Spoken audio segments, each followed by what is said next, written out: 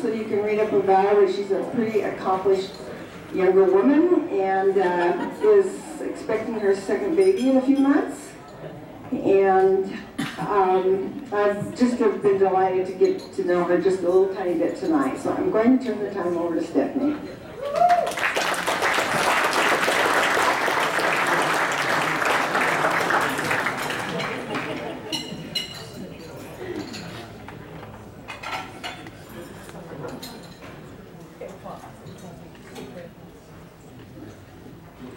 Now, I know how to talk about Mormonism. I don't. There's a knife up Not that nervous. Hello, my name is Stephanie Lauritsen, and don't anyone get up despite the fact that a very pregnant blonde woman with a Utah accent is standing behind a podium and speaking to you while you eat dessert. This does not mean tonight is secretly a Relief Society meeting. Do not be alarmed. Here's how you know you are not secretly at a church meeting. No man is presiding over me at this meeting.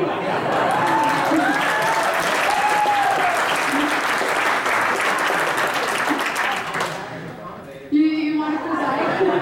Now, are we going to preside as equals, or are we going to like fake equals, or I don't know. And I never figured that out. That's it.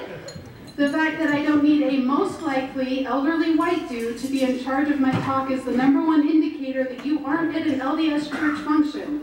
So I hope I've eased any of your fears.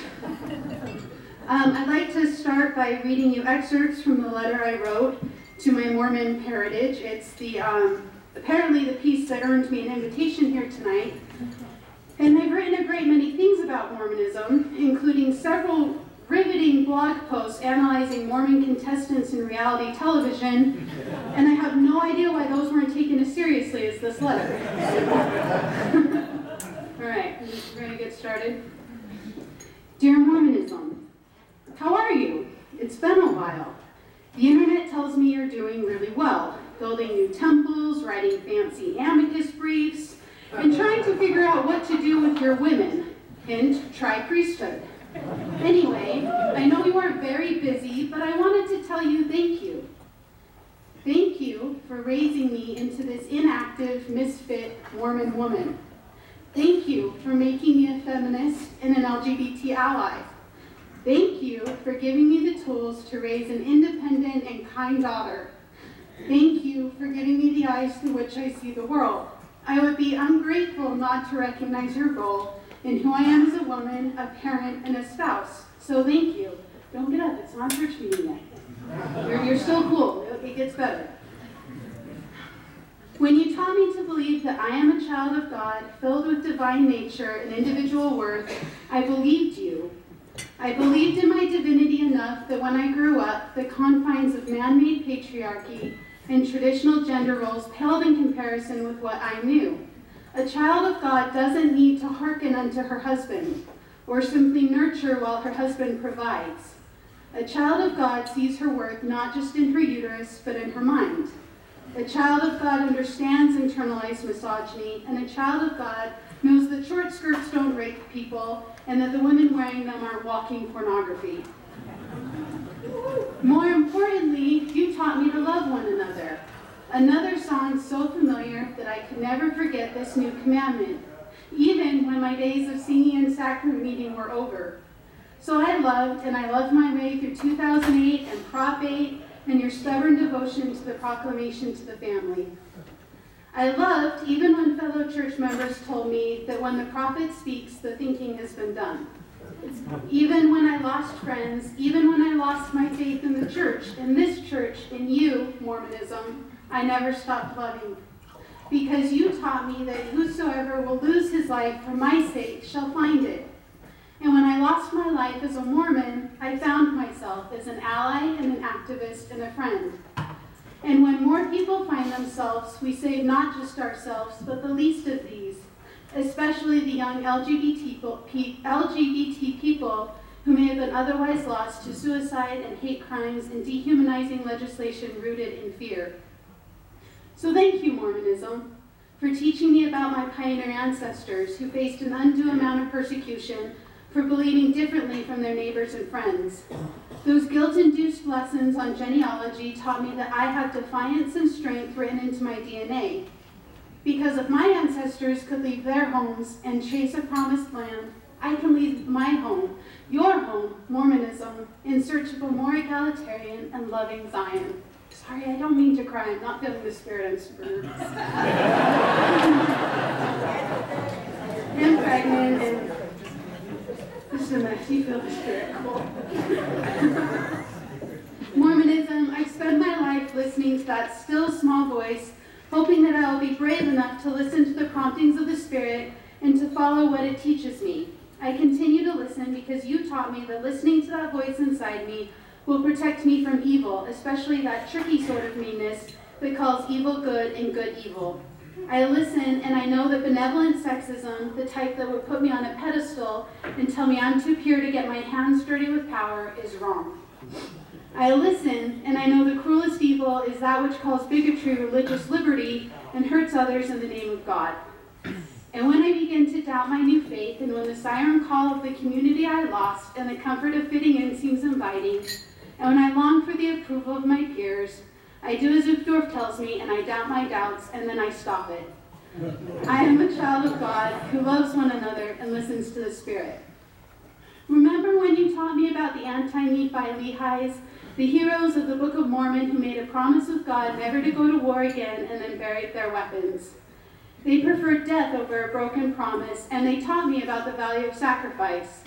I remember them because I too have buried my weapons. I buried my homophobia, my own self-taught brand of sexism, and my fear. I buried them, and I will not raise them again, even if it means I stand outside the doors of the temple the day my sister gets married. That sucks.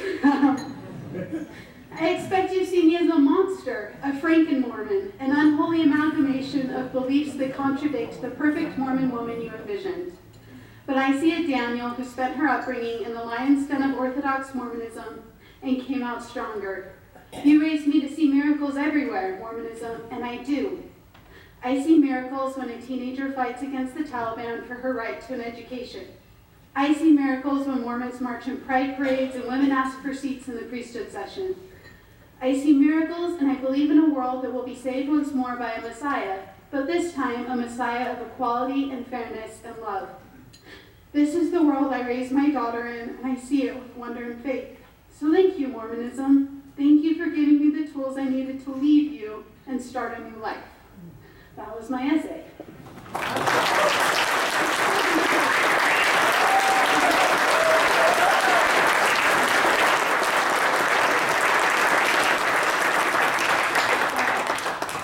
Now I'm going to tell some jokes. You're doing it backwards. In many ways, I don't particularly identify with the title of ex-Mormon, no more than I identify as an ex-homophobe or an ex-apologist for gender discrimination.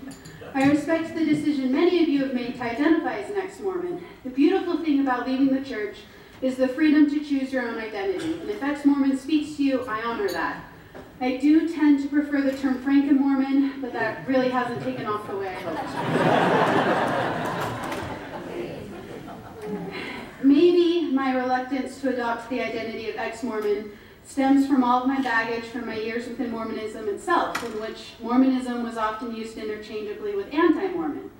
I don't feel anti-Mormon either. I once compared Mormonism to an old boyfriend. Just because we didn't work out doesn't mean I want to spend the rest of my life identifying as an anti-Stephen or Ben's ex-girlfriend. But I do, especially as my faith transition has settled more permanently, feel distinctly that my former church is very much ex-Stephanie. And that's a convenient way of looking at things, right? Next time church members say something derogatory about feminism or LGBT allies, I can dismiss them airily and instruct people not to listen to them, as they are simply anti-Stephanie. Now, I don't have to listen to any criticism of myself or my actions, because anyone who disagrees with me is simply against me. This logic seems to work within the church community.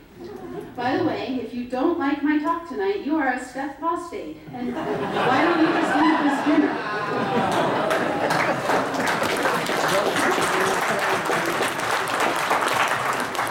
All the anti-Stephanies, they leave the woman, but they can't leave the woman alone.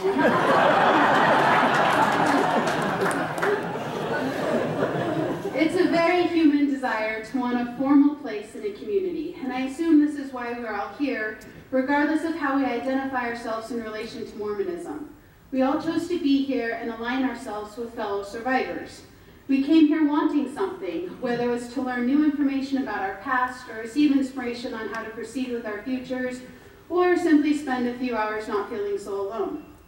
My decision to speak at tonight's dinner reminded me of a passage from Chaim Potok's Davita's Harp. I think I said his name wrong, sorry. Chaim Q. In the novel, a little girl named Davida is raised by parents who both abandoned the religious upbringings of their childhoods. In many ways, Davida feels lost in the world, and like all of us, seeks stability and community. One day, her uncle Jacob tells her a story about a gray horse. There was a horse that lived in a narrow valley at the foot of a tall range of mountains. This was a young horse, a beautiful horse, gray in color, all gray, even its eyes and mane and hoofs and tail were gray. The grayness had about it a special quality. It glowed with a warm, soft light. A strong, young gray horse, shining as it galloped about during the day, shining as it stood asleep during the night. A very beautiful horse. In the mountains along the valley lived a herd of black horses. These were powerful creatures who always went racing about in the gullies and crevices and along the shoulders of the hills. They were entirely black. The black was a deep black, with no glow, no light, a flat, strong black, like the night without moon or stars. Sometimes it stormed in the hills, and the gray horse would see the black horses running in the rain and outlined against the sky when the lightning lashed. They were awesome seen like that, running in the lightning and the rain. The little valley where the gray horse lived emptied into a broad, sandy plain. Here lived another herd of horses that grazed peacefully within the oasis that grew out of the sand, watered by underground streams. White was the color of these horses, a white that hurt the eyes. Every part of them was white, their eyes, their manes, their tails, their hoofs, pure, clean, dazzling white. On dark nights, their whiteness was seen for miles, each horse a pulsing glow of light. At first, Davita's uncle Jacob tells Davida the story about the three types of horses and lets her decide who she is in his imaginary universe. I imagine if you are here at this dinner tonight, you are here in part because you are also gray horses, or once were. The thundering testimonies and absolutism of our fellow black horses may have awed you, but also frightened you with their power to hurt and to maim. Maybe you tried to fit in with the black horses, but failed and felt the sharp beating of hoofs on your shoulders when you couldn't stay with the herd. How many gray horses are lost after refusing to comply with the dictates of the herd? Perhaps you were once comforted by the purity of the white horses, with a clear and simple answer for everything and with no desire to leave the oasis. Despite the recent appointment of 3 new Caucasian apostles to church leadership, I will avoid the temptation to make too many jokes about race. But if you felt a kinship with white horses, maybe it was comforting to be surrounded by people who all believed the same things. How many of us once felt secure knowing that the church was true and that no matter where we traveled, we could find people like us in any local ward building? But we were never black or white horses, and like the horse in Davita's Harp, we knew we were different. Later, Davita's uncle tells her the fate of the gray horse. As the years went by, the gray horse began to feel more and more disturbed by the thought of being forever between the light of the peaceful white horses and the darkness of the powerful black horses. He did not understand why living that way should disturb him, but he knew that he did. He was lonely. Perhaps that was the reason for his unhappiness. There is no feeling more terrible than loneliness, no feeling worse than the sensation of being locked inside your own heart. And so one day he decided to leave his little valley and go off in search of other gray horses like himself. One of my biggest fears when I began my transition out of the church was my fear of loneliness. I knew what it felt like to be locked inside your own heart. Anyone who endures the process of leaving the church recognizes that suffocating feeling of realizing Mormonism isn't sustaining you anymore, but feeling trapped and betrayed by their own heartbreak and unable to break free from the fear of isolation and ostracization that comes from leaving the faith tradition of your childhood. I worried I wouldn't know how to rebuild my life or my identity without the structure or guidance of the LDS Church. I worried that my inability to be a black or white horse represented some inherent personality flaw. So naturally, I decided to wear pants to church. And I tell other people to wear pants. And we make a day of it. Solution. Maybe if I found enough people like me, I could find the other gray horses and find a way to navigate a path through Mormonism without the terrible weight of loneliness breaking my heart each Sunday. So before I continue, I have to confess something. I can't take full credit for Wear Pants to Church Day. It was a group effort, and looking back, most of the stuff that was good and effective and thoughtful about Wear Pants to Church Day is because of good, effective, and thoughtful people who were behind the scenes doing their best to manage the shit show that Mormon feminists later referred to as Pants-pocalypse. I decided to wear pants to church, and 2 days later, like my 6-month-old is screaming on the floor, and some guy from the New York Times is like, "Hey, why are you wearing pants?" And I was like, "I don't know. I'm a gray horse. I don't I suppose what I can take credit for is forming the Facebook group behind the event, and for being really angry at people who consistently told me there was no place for me in the church, and talking a lot. I am the definition of a social media slacktivist, I guess. I had my friend read this part of the talk, and she reminded me that at the time, Wear Pants to Church Day was bigger and more liberating than I'm describing it, and it probably was. All I know is that the church I had loved and had dedicated my life to was strangely silent as the death threats and the irate emails and the countless phone calls and outraged messages poured into my life and gutted my soul. I knew that asking women to take a stand, to wear a visual symbol of their questions and even their discontent was risky. I also knew that it had potential to be empowering and meaningful. To continue my comparison to the horses in Davita's harp, I already knew I could never be a white horse. Grazing peacefully is not something I am capable of doing. But with pants, for a very small moment, I had a degree of power and influence, and whether they agreed with me or not, people were listening to me. It felt good to be a gray horse with the ability to command power like a black horse. At the end of his story, Davita asks her uncle if the gray horse ever found horses like him. No, he is no longer looking. What happened to him? He searched for a long time, then he could not find another gray horse. He returned to his valley. Is that where he is now? No, he decided one day to join the black horses in the mountains. One night during a terrible storm, he was struck by lightning. The lightning turned him black, and all black, and he was killed. Sorry, that's a horribly depressing story. Thanks, Kozak. I believe Sue told me my talk was supposed to be lighthearted and funny, but I'm really terrible at being funny on demand. Go eat more dessert if you want. This isn't a church meeting, but you are absolutely allowed to continue self-medicating with sugar if you feel sad.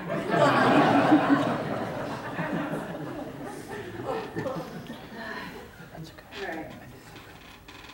Anyway, for me, Wear Pants to Church Day was a bolt of lightning.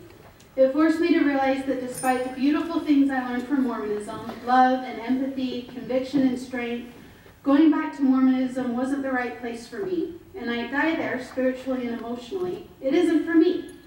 For a long time, this felt like a second failure. I had failed as a Mormon and as a Mormon activist, and maybe there was something truly wrong with me. I felt charred and blackened. So I don't know how I identify in my relationship to Mormonism. Nothing feels right. But maybe that is my problem. As long as I continue to try and identify my soul in relation to a faith that no longer speaks to me, I'm denying myself the opportunity to see my worth simply for what I am. I'm a good partner and a good mom and a hard worker, and I am a decent friend when my introvert tendencies don't manage to convince me that ignoring phone calls and text messages is socially acceptable. When I couldn't attend my sister's temple wedding a few years ago due to my heathen ways, lots of people were really sad, and I like making people happy. It was hard to let them down, but in a strange way, it helped me recognize something important. This isn't my problem. It's not my fault that the LDS faith doesn't see me the way I see me. If being a good partner and a good mom and a hard worker and a decent friend aren't enough, it's not my fault. It's okay. I'm not missing out on being a good person by not being Mormon, but the church is certainly missing out on having a good person as a member. Plus, I'm super fun at parties, as we can tell.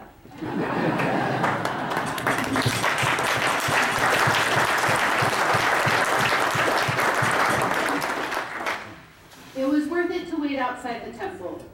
To quote Mark Twain's Huck Finn when he decides to leave the South rather than be raised by people who won't love his friend Jim as he does, all right, then I'll go to hell. That's admittedly what it felt like the first few years after I left Mormonism. I know many people here might feel the same way. Even when I knew Mormonism wasn't right for me, for a long time I wondered if Mormonism would ever stop haunting me.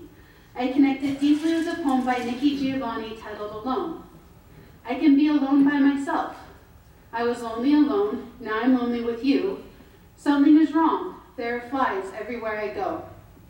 Every conference talk criticizing those who doubt, or a friend telling my husband how sad it was that I no longer went to church, every microaggression felt like another buzzing fly. I was still lonely. I may not have been trapped in my own heart anymore like Davita's gray horse, but I was just as lonely without Mormonism as within it. There were flies everywhere I went. I read about post-traumatic stress disorder associated with leaving one's religion. I felt very much the weight of a series of emotionally traumatic events weighing me down. Even now, being inside a church building makes me feel anxious. I sit and I look at the people who seem nice and friendly, and I know that many of them are. I know lots of nice Mormons. A Mormon guy has managed to knock me up not once, but 2 times. Good job. But I also know that it was Mormons that told me I should leave the church and that I was an unwelcome disgrace. And in the most extreme case, it was a Mormon who told me that someday a person like the people sitting next to me in the chapel should come and shoot me in the face. So, Mormons. So I get nervous at church. I tend to sweat through my shirt uncontrollably. It's all very glamorous, the life of a maybe ex-Mormon. But after my sister's wedding, I drove home from her reception on a beautiful May evening, full with the realization that not carrying a temple recommend wasn't an indicator of my value. I am grateful now for that experience. I am grateful every time I survive an attack on my soul's worth, which seems to happen surprisingly often when you leave the church. Every day I grow a little stronger. Leaving Mormonism allows me to watch myself grow up again, this time with a little more knowledge and wisdom and strength, things I didn't have growing up as a Mormon youth. That's some crazy Benjamin Button type shit right there. I get to grow up again. I get to see the world through new eyes and discover exactly what it is I believe. I can reject that which I find harmful and poisonous instead of trying to slowly build up an immunity to toxins, trying to endure to the end. I don't have to wonder why Mormon God doesn't seem to care very much for women like me, and I don't have to feel broken and wrong when I don't match up with Mormonism's definition of femininity. Now when I make mistakes, I start over, and I grow up again, and I learn again. I don't spend my life trying to fit into a one-size-fits-all definition of goodness. I may have given up any hopes of reaching the celestial kingdom, but I traded in an eternity of hearkening, baby-making, and polygamy for a lifetime of making my own choices and raising my own soul. Perhaps most importantly, my heart doesn't break in every Sunday, and I feel so glad. Long before Disney created Elsa and her anthem beloved by toddlers everywhere, E.E. Cummings wrote a poem called Let It Go. I promise it is better than the Frozen version, and it won't be stuck in your head all night. Let it go, the smashed word, broken open vow, or the oath cracked lengthwise. Let it go, it was sworn to go. Let them go, the truthful liars and the false fair friends, and the boths and the neithers. You must learn to let them go, they were born to go. Let all go, the big, small, middling, tall, bigger, really the biggest in all things. Let all go, dear, so comes love. So, however you identify, or do not identify with Mormonism, what I see here and what I've experienced in our community is love. People willing to deal with the flies buzzing, the black and white horses, all of the sadness and hurt every lonely Sunday, all in order to give love a bigger space in our hearts. And that sounds really sentimental.